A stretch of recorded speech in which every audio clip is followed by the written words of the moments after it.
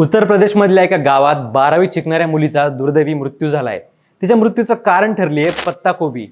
हो, पत्ताकोबी खाल्ल्यामुळे तिच्या मेंदूला 25 गाठी झाल्या आणि तिचा मृत्यू झाला।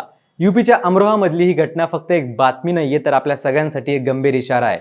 पत्ताकोबीतल्या अळीमुळे खरंच आपला मृत्यू होऊ शकतो का, सांगतो या व्हिडिओमध्ये। कल्पना करा की तुमची बाहेर खाण्याची इच्छा झालीये। तुम्ही एका चायनीज रेस्टॉरंटमध्ये गेलात, एखादा पदार्थ मागवला, तो चवीने खाल्ला। असं तुम्ही महिन्यातून 5 ते 6 वेळा बाहेर खाता, पण एक सूक्ष्मजीव तुमच्या शरीरात गेला, तुमच्या आतड्यात जाऊन बसला, तिथे वाढू लागला, हळूहळू मेंदूपर्यंत गेला आणि तुम्हाला एक दिवस तुमचा जीव गमवावा लागला। असंच सेम झालं इल्मा सोबत। अमरोहामध्ये राहणारी 12वीत शिकणारी इल्मा नदीम फक्त 18 वर्षांची होती। एका महिन्यापूर्वी तिला टायफॉइड झाला होता। ती तात्पुरती बरी झाली, पण त्यानंतर तिची तब्येत सुधारण्याऐवजी दिवसेंदिवस बिघडतच गेली। सतत डोकेदुखी, अशक्तपणा आणि त्रास वाढू लागला। तिच्या फॅमिलीने तिला नोएडामधल्या एका प्रायव्हेट हॉस्पिटलमध्ये ॲडमिट केलं। तिथे सिटी स्कॅन आणि MRI केला गेला। तपासणीत डॉक्टरांना एक धक्कादायक गोष्ट समजली। इल्माच्या मेंदूत 20 ते 25 गाठी होत्या। डॉक्टरांच्या अंदाजानुसार या गाठी कुठल्याही ट्यूमरमुळे नव्हत्या, तर त्या पॅरासिटिक इन्फेक्शन्समुळे तयार झाल्या असल्याची शक्यता होती। हा संसर्ग कशामुळे झाला, तर डॉक्टरांनी सांगितलं की फास्ट फूडमध्ये वापरल्या जाणाऱ्या पत्ताकोबीमधून हा संसर्ग शरीरात पोहोचला असेल। उपचारासाठी इल्माला दिल्लीतल्या राम मनोहर लोहिया हॉस्पिटलमध्ये ॲडमिट केलं गेलं। 9 दिवस तिच्यावर उपचार सुरू होते। तिच्या मेंदूवर ऑपरेशन सुद्धा करण्यात आलं, पण अनफॉर्च्युनेटली इल्मा वाचली नाही। ही एकच घटना नाही, अमरोहामध्ये डिसेंबर 2025 मध्ये अजून एक धक्कादायक प्रकरण घडलं। 11वीत शिकणारी अहाना, अफगाण मोहल्ल्यात राहणारी मुलगी, लहानपणापासून तिला घरच्या जेवणापेक्षा चाऊमिन, पिझ्झा, बर्गर यांची सवय होती। अचानक तिची तब्येत बिघडली। दिल्ली एम्समध्ये ट्रीटमेंट सुरू असताना डॉक्टरांनी सांगितलं की तिची आतडी एकमेकांना चिकटली होती आणि डायजेस्टिव्ह सिस्टीम पूर्णपणे खराब झाली होती। ऑपरेशन करून पण तिचा जीव वाचू शकला नाही। फास्ट फूडच तिच्याही मृत्यूचं कारण ठरलं। मग प्रश्न उरतो की फास्ट फूड खरंच इतकं घातक ठरतं का, आणि इथं पत्ताकोबीचा काय संबंध आहे?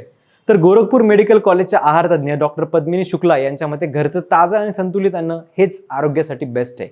फास्ट फूडमध्ये जास्त प्रमाणात चरबी, मीठ, ट्रान्स फॅट, साखर आणि अजिनोमोटो सारखी वेगवेगळी केमिकल्स असतात। हे पदार्थ चवीला गोड लागतात, पण वाळवीसारखं हळूहळू शरीराला पोखरतात, आतून कमजोर करतात। Ready to eat fast food हार्टलाच नाही तर ब्रेनलाही गंभीर नुकसान पोहोचवू शकतं। इल्माच्या प्रकरणात डॉक्टरांनी एक महत्त्वाचा संशय व्यक्त केला, तो टेपवर्म या परजीवीवर म्हणजेच पॅरासाइटवर, म्हणजेच एका सूक्ष्मजीवावर। टेपवर्म म्हणजे मराठीत त्याला फिताकृमी असं म्हणतात। हा किडा माती, दूषित पाणी किंवा नीट न धुतलेल्या भाज्यांमधून बॉडीत एंटर करतो। पत्ताकोबी, फुलगोबी सारख्या हिरव्या पानांच्या भाज्यांमध्ये त्यांची अंडी चिकटलेली असू शकतात। जर या भाज्या नीट न धुता किंवा अर्धवट शिजवून खाल्ल्या तर ही अंडी शरीरात जातात, सुरुवातीला आतड्यांमध्ये वाढतात आणि मग रक्ताद्वारे मेंदूपर्यंत पोहोचतात। यामुळे न्यूरोसिस्टिक सर्कोसिस नावाचा गंभीर आजार होऊ शकतो। या आजारात मेंदूमध्ये गाठी तयार होतात। डोकेदुखी, उलटी, चक्कर येणं, झटके येणं आणि मानसिक समस्या ही त्याची लक्षणं आहेत। वेळेवर निदान न झाल्यास हा आजार जीवघेणा ठरू शकतो। मग आता या धोक्यांपासून वाचण्यासाठी काय करणं, कोणती काळजी घेणं गरजेचं आहे ते ऐका। डॉक्टर सांगतात की पत्ताकोबी, फुलगोबी किंवा कोणतीही हिरवी भाजी खाण्याआधी ती गरम पाण्याने नीट धुवावी आणि पूर्णपणे शिजवूनच खावी। बाहेरच्या फास्ट फूडमध्ये स्वच्छतेची खात्री अजिबात नसते, त्यामुळे अशा ठिकाणी खाणं जास्त धोकादायक ठरू शकतं। ग्लोबल बर्डन ऑफ डिसीजच्या अहवालानुसार फास्ट फूडमुळे दरवर्षी जगभरात 1.1 कोटी लोकांचा मृत्यू होतोय। इतकंच नाही तर सतत फास्ट फूड खाल्ल्यामुळे स्मरणशक्ती कमी होते, निर्णय घेण्याची क्षमता घटते, हार्मोन्सचं संतुलन बिघडते आणि दीर्घकाळात अल्झायमर आणि पार्किन्सन सारख्या आजारांचा धोका वाढतो। म्हणूनच हा प्रश्न फक्त चवीचा नाहीये, तर आयुष्याचा आहे। आज एक प्लेट फास्ट फूड खाण्याआधी थोडा विचार करा, कारण निष्काळजीपणा कधी इतकी मोठी किंमत वसूल करतो की ज्याची भरपाई होतच नाही।